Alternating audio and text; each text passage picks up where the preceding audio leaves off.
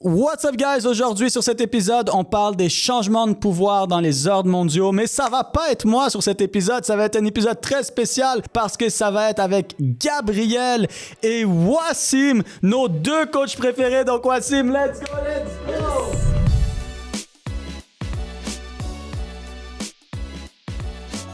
Yes, what's up guys? Donc aujourd'hui on va parler du changement de pouvoir, changement, montée et déclin des différents empires qu'il y a eu. On voit des empires monter, on voit des empires descendre et c'est pas des choses qu'on va nécessairement voir.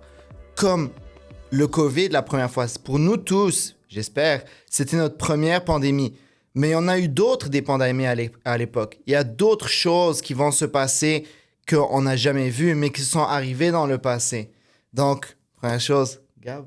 Absolument. Mais en fait, tu sais, moi, je pense qu'une des raisons pour lesquelles on veut vraiment essayer de venir amener cette conscience-là avec vous tous sur le podcast d'aujourd'hui, c'est pour être capable de reconnaître différents facteurs, différentes situations, en fait, qui, malgré certaines différences, vont avoir des ressemblances, comme tu viens de le partager en ce moment. Et si tu veux me dire, en fait, pourquoi est-ce qu'un investisseur ou un trader aurait besoin d'être capable de reconnaître ces différents facteurs pour son parcours? Très bonne question.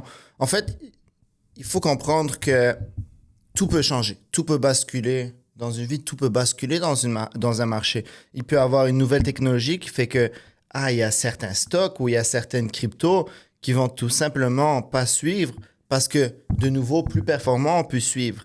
Et c'est très important de comprendre ça parce qu'au final, et on va le voir plus vers la fin du podcast, il va falloir être en mesure de s'adapter aux positions qu'on a ou s'adapter à notre vie en général pour amener ces changements-là. Et il faut comprendre tout d'abord comment se passent ces montées et ces déclins des empires. Et la première chose à expliquer que Sam avait déjà parlé dans un podcast précédent, c'est le cycle du crédit à court terme et à long terme qu'on va pas expliquer aujourd'hui, sinon on en aura pour des heures. Si on a à faire un petit résumé en fait de ça, là, c'est ce qu'il faut vraiment aller chercher avec le cycle du crédit et de l'argent à court terme, c'est que si on ne comprend pas comment notre argent fonctionne, on ne pourra pas comprendre comment une économie fonctionne et ce sont la force des économies, veut pas, qui vient créer en fait ces changements de pouvoir dans les ordres mondiaux. Et une autre des raisons, en fait, pourquoi on veut essayer d'amener un peu cette attention-là particulière, je crois, à reconnaître les différents facteurs dans les changements de puissance des ordres mondiaux, c'est qu'on a toujours été habitué à voir un peu la même chose. Et pour la majorité d'entre nous, on a toujours connu présentement les États-Unis et le dollar américain comme étant l'ordre, la puissance mondiale, la réserve mondiale en ce moment. Et quand on parle d'action, quand on parle d'argent, quand on parle d'investissement, on a énormément tendance à faire allusion au marché américain, au SP500, au Nasdaq, à ces choses-là. Et donc, c'est facile de se dire que ça va toujours être comme ça. Cependant, quand on est capable de venir remettre un petit peu en question, de reconnaître certains facteurs, potentiellement que ça va nous mettre dans une position où on pourra voir certaines opportunités qui vont pouvoir être plus favorables, mais surtout aussi être plus sur la défensive par rapport à d'autres positions en investissement ou des projets qu'on veut faire, disons, dans notre économie ou des économies américaines, puisqu'on a toujours assumé que, puisqu'ils sont au pouvoir mondial, ça va toujours rester comme ça. C'est pour ça qu'il faut comprendre comment ces changements-là peuvent arriver, comment ces changements-là apparaissent. Comme je vous ai dit, c'est pas parce que nous, on l'a jamais vécu que ça s'est pas passé dans le passé. Et ça veut pas dire aussi non plus qu'on ne veut pas le vivre. Comme tu as dit, on est arrivé très souvent dans une économie où les États-Unis étaient la première puissance mondiale. Mais avant les États-Unis, il y en avait d'autres. Juste avant, c'était la Grande-Bretagne. Et avant ça, c'était les Pays-Bas. Et avant, il y en a eu d'autres. Il y a eu la Chine à plusieurs reprises aussi qu'il faut comprendre. Si on était pour venir un petit peu parler de ces différents facteurs-là, parce que ce qui est plaisant d'une certaine façon, c'est que ce sont toujours les mêmes facteurs qui viennent se remettre en cause et qui se répètent, même s'il y a certaines différences. Et donc là, on a parlé de la Grande-Bretagne, dans le fond, qui était là plus à la titre de puissance mondiale avec le livre sterling, juste avant les États-Unis d'Amérique. Ça s'est fait détrôner, ça, en grande partie à cause de la dernière guerre mondiale. Là, et, veut pas, ce changement de pouvoir-là est venu établir un tout nouvel ordre mondial. Mais ça s'est pas fait du jour au lendemain là, que les États-Unis ont assumé le titre de position d'ordre de la puissance mondiale. Qu'est-ce qu'ils ont fait un peu là avant pour atteindre cette réputation-là? En fait, il faut comprendre, guys, que, par exemple, l'exemple avec la Deuxième Guerre mondiale, la Deuxième Guerre mondiale, c'était tout simplement le coup final. Mais c'était déjà en déclin. C'est générationnel. C'est avec les différentes générations. En fait, il faut comprendre que les moments difficiles créent des personnes fortes et ces personnes fortes-là créent des moments faciles et ces moments faciles créent des personnes faibles et ces personnes faibles vont créer des moments difficiles et ça va tourner et tourner. Et une fois que l'on comprend ça, on peut voir que du moment que on a eu des personnes fortes qui ont créé des moments plus faciles, il y a une certaine montée qui se fait. Et cette montée part différents secteurs. Et ces premiers secteurs que l'on peut voir, c'est au niveau de l'éducation. 100%. Au niveau, bien sûr, militaire. Au niveau de l'innovation, il n'y a pas un ordre exact. Au niveau aussi de la monnaie, la puissance de la monnaie, du marché financier de ce pays-là, de la réserve mondiale, etc. Et quand tout ça va ensemble, c'est là où on commence à monter et à avoir une certaine puissance. Parce que, veux pas, l'éducation va amener à de l'innovation. Absolument. C'est ça. Même s'il n'y a pas vraiment d'ordre en tant que tel, ils viennent avoir une certaine influence les unes sur les autres à cause de cette séquence-là. Quand on a un gouvernement qui, peut-être vivait dans des temps super difficiles, ils ont décidé, et il a fallu avoir un gros leadership à un certain point pour venir établir une forme de réforme, si on veut, là, de venir changer les choses. Et souvent, l'accent va être mis sur l'éducation pour venir commencer parce que des gens qui sont plus instruits vont être capables d'avoir des meilleures idées, de bâtir des nouvelles techniques, des nouveaux outils qui vont faciliter, si on veut, l'expansion et l'innovation des produits, l'innovation également de la technologie sur le long terme. Et donc, c'est souvent un des premiers points, je pense, qui fait une énorme différence auprès des puissances mondiales. Et comme on l'a dit, l'innovation vient par après, les technologies viennent par après, mais ces gens-là, encore au stade où ils sont lorsque la réforme prend place, ils sont dans un état d'esprit où, OK, on veut se mettre dans une position qui va être meilleure dans le futur. Tout le monde a une idée qu'ils veulent amener vers des temps plus faciles. 100%. Parce qu'après avoir vécu des moments difficiles, et ça c'est pour tout le monde, je pense que personne aime rester dans des moments difficiles, mais là tu as un peuple au complet qui a vécu des moments difficiles et qui sont prêts, qui sont soudés, qui ont une certaine fierté à amener. Et si tu regardes maintenant les dernières générations, si on prend par exemple l'Amérique du Nord, parce que c'est ce qu'on voit, les étudiants à l'école, ils sont un peu moins motivés, il y a un peu moins de fierté, il y a aussi beaucoup de divisions au sein du même pays, on va en revenir après. Je pense qu'il n'y a pas les mêmes désirs, surtout en arrière, peut-être. On n'est pas dans les mêmes besoins, comme on en parle parfois avec la pyramide de Maslow des besoins et tout ça. Quand tu as besoin de survivre, tu vas pas nécessairement faire les mêmes choses que comme si tu as besoin de juste t'épanouir en tant qu'être humain. Là.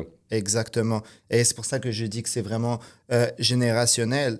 Et du moment qu'on met en place des gens qui ont une certaine fierté pour leur pays, une certaine éducation, une certaine innovation, veux pas, ces gens-là peuvent amener de la technologie intéressante pour les militaires avec des gens qui sont prêts à faire la guerre. Aussi. Et cette économie-là qui va être en expansion, ça va amener la croissance à l'intérieur du pays en question. Et ça l'amène de l'attention sur soi. La main-d'œuvre qu'on vient de créer en ce moment, celle qui est créée à cause de l'éducation, le désir de vouloir amener des temps plus faciles, elle se fait reconnaître. Et à ce stade-ci, ce qu'on remarque souvent, c'est qu'elle coûte pas cher.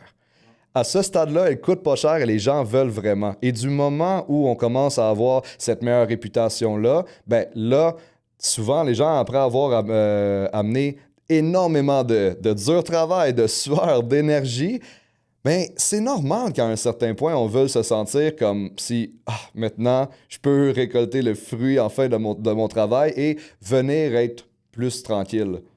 Et ça, c'est ces cycles-là qu'on parlait tantôt, là, des temps difficiles qui amènent des gens forts, les temps forts qui amènent des gens faciles. Là, on s'en va plus vers les temps faciles qui amènent des gens faibles. Exactement. Il y a des pays là, qui vont faire littéralement ils ils vont accepter de faire le travail pour une fraction des revenus que d'autres gens vont dire « Ah, mais moi, j'ai travaillé fort toute ma vie, pourquoi je me ferais pas payer plus cher? » 100% avec aussi plus de qualité, moins cher. Avec plus de C'est ce qu'on qualité. retrouve présentement avec les produits chinois. Je pense que si vous êtes au courant, si vous regardez un petit peu, ben, vous comprenez assez rapidement que la Chine est en montée et probablement la prochaine puissance mondiale. Et tout ça reste quand même en lien avec le cycle du crédit. Ne veux pas. Parce qu'une fois qu'on arrive à la fin d'un cycle du crédit à long terme, elle veut pas, c'est des moments qui sont difficiles. Et les gens sont pas contents parce que malgré qu'ils ont de l'argent, ils ne peuvent plus rien acheter parce que la monnaie n'a plus nécessairement la même valeur, les biens coûtent de plus en plus cher et ça va amener des tensions au sein d'un même pays. Absolument. Et on peut le voir, c'est là où on trouve un peu, on voit des grèves par exemple, mais des grèves au niveau des ports, de l'aviation, de l'éducation, de la poste, du transport, train, bus, métro, ce que tu veux. Et aussi, ben, Juste la société en santé, général la aussi. société au général. Et là, à ce moment-là, il y a une certaine division qui se fait au sein d'un même pays. Ça, c'est déjà les premiers critères en Ça, fait, c'est qui les rendent les premiers choses fragiles. critères, Là. exactement. Et une fois qu'il y a ces divisions-là, une fois qu'on voit qu'il y a le problème, mettez-vous à la place de d'autres pays qui sont moins forts et qui ont maintenant le choix de s'allier avec, je prends exemple maintenant, les États-Unis ou la Chine. De quel côté vont-ils préférer aller? Et ça, c'est là où on commence à avoir de nouveaux changements dans le monde, de nouveaux partenariats. Oui, Je dis absolument. pas partenariat, mais j'ai pas le mot exact, mais partenariat en différents pays, en différents échanges commerciaux qui sont facilités et d'autres échanges commerciaux qui vont être de plus en plus difficiles, qui va amener d'autres problèmes et c'est comme une roue sans fin. Exact.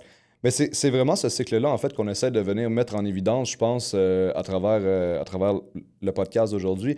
On les voit, ces cycles-là, qui sont vraiment vers la montée, où tout le monde s'aligne vers les mêmes objectifs, et pour ensuite arriver à un plateau où on a enfin atteint notre objectif, on a eu une économie qui est prospère, avec des gens qui étaient forts, avec de la qualité qu'on est venu amener. Les gens sont enfin contents, on a des temps qui sont plus faciles, mais à ce moment, les gens commencent, et avec raison, à sentir qu'ils peuvent s'asseoir sur leur laurier. Et c'est à ce moment-là qu'un autre gouvernement, une autre partie du pays, elle est en train de vivre son propre cycle à elle, ou peut-être qu'elle est en train d'avoir des temps qui sont beaucoup plus difficiles et qu'elle essaie de venir se permettre d'avoir une certaine qualité de vie bien meilleure. Et quand les gens sont assurés d'avoir la position de maître, si on veut, là, de top, être au top de la montagne, ben là, souvent, c'est là où on commence à avoir ces conflits-là un peu plus à l'interne. Et qu'est-ce qu'il y a de plus facile que de venir détruire quelque chose qui, vraiment, à l'intérieur de soi, ne fonctionne pas bien? Alors, quand vous avez quelqu'un, là, je fais un exemple. Il y a quelqu'un devant vous là, qui mesure un 7 pieds, là, 400 livres de muscles. Est-ce que ça va être facile de venir se dire, si moi, je mesure peut-être 5 pieds 2 et que je fais 160 livres, laisse-moi aller l'attaquer? Mais si je vois qu'il commence à peut-être avoir un cancer à l'intérieur, qu'il lui manque une jambe, qu'il commence à avoir de plus en plus de maladies respiratoires et tout ça, de voir qu'il s'effondre de l'intérieur, ça le rend beaucoup plus faible maintenant. Et c'est potentiellement un meilleur moment, c'est triste, mais un meilleur moment quand même là, pour venir aller l'attaquer. Ou pour tout simplement ne pas aller de l'avant avec lui pour finalement se faire protéger ou aller à la guerre ou à la bagarre avec cette personne. Pourquoi ça serait mon allié 100%? Pourquoi ce serait mon allié? Il est faible. Présentement, peut-être qu'il était fort dans le passé. Maintenant, il est faible. Et tout le monde le voit. Et on se retrouve présentement dans une période, dans une époque où l'information se partage extrêmement vite. Il suffit d'une photo, il suffit d'une vidéo pour comprendre ça. Pourquoi on vous partage ce podcast? C'est parce que aujourd'hui, on arrive à un tournant, veut pas, et on ne dit pas ça parce qu'on voit tout simplement des choses autour de nous, des indices autour de nous. Oui, mais c'est qu'un cycle dure entre 80 à 100 ans, puis techniquement, ben, on est arrivé pile poil à 80 ans sur ce cycle. Donc, veut pas, c'est l'histoire qui se répète. Et ce cycle arrive à un tournant. Et quand je regarde autour de moi, des fois, j'ai l'impression que c'est ce qui se passe. On en parle et ça amène une certaine connotation peut-être de remise en question avec un peu de négativité, mais évidemment, le but n'est pas dans cette intention-là. C'est vraiment plus d'être capable de vous amener à réfléchir. Est-ce que je suis capable de réaliser où l'éducation est en pleine expansion? Où est-ce que la main-d'œuvre est présentement? Quel genre de pays en ce moment est en train d'innover, amener des nouvelles technologies? Où est-ce que ça semble être en train d'être une société super prospère? Si on remarque ces critères-là dont on vient de parler tout le long et qu'on constate également certaines failles, dont une énorme division en ce moment au sein de la culture américaine, où il y a de plus en plus de gauche et de droite de façon extrême qui sont en train d'être créées. Donc, on remarque également ce déclin-là de certains empires. Ben, nous, maintenant, on est capable de prendre nos décisions d'investissement 100%. peut-être un peu plus de façon éclairée, si je peux me permettre. Exactement, 100%. Et il faut se poser les bonnes questions lorsqu'on voit des choses arriver, lorsqu'on voit des nouvelles arriver. Moi, je trouve pas ça normal que le corps médical se retrouve en grève. Je trouve pas ça normal que le transport se retrouve en grève. Je trouve pas ça normal que nos enfants soient obligés de rester à la maison parce que presque tous les professeurs sont en grève. Ça reste notre éducation, ça reste le futur de notre pays. Et il y a une nouvelle qui était passée il y a quelques années. Ça fait pas très longtemps. Je pense qu'il y a genre 2 ans ou bien 3 ans. On a vu les Américains aller dans le Capitole. Oui. Prendre position du Capitole. Gars, c'est passé comme des memes et tout ça, comme des posts Instagram super drôles et se dire, les États-Unis, c'est fou, ils sont malades. Mais gars, moi, je me rappelle, je voyais ça dans les livres d'histoire et j'y croyais pas mes yeux.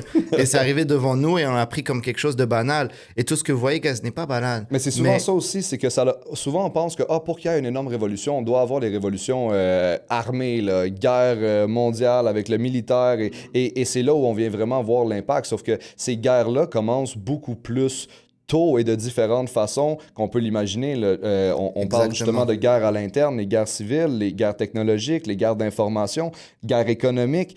Je ne sais pas si ça allume certaines cloches en ce moment, mais quand on parlait de guerre économique avec tout ce qui s'est passé également dans les derniers mois avec les guerres tarifaires et tout ça, 100%. ça en sont en fait des premiers signes sur lesquels on peut venir porter une certaine attention parce que ça se manifeste sous nos yeux directement. Là. Exact. On le voit et on ne réagit pas nécessairement. On prend certaines nouvelles comme étant quelque chose de banal, mais ce qui ne devrait pas. Ça ne devrait pas l'être.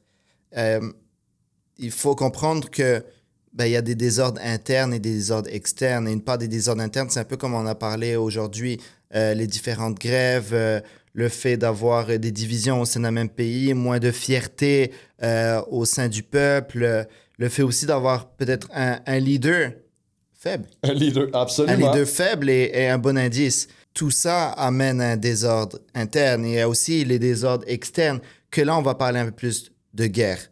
Guerre, bien sûr, armée, avec les armes, etc., mais aussi des guerres un peu plus cybernétiques, commerciales, avec différents tarifs, etc. Non, je te vends ça, mais plus cher, mais je vais vendre moins cher à mes alliés, etc.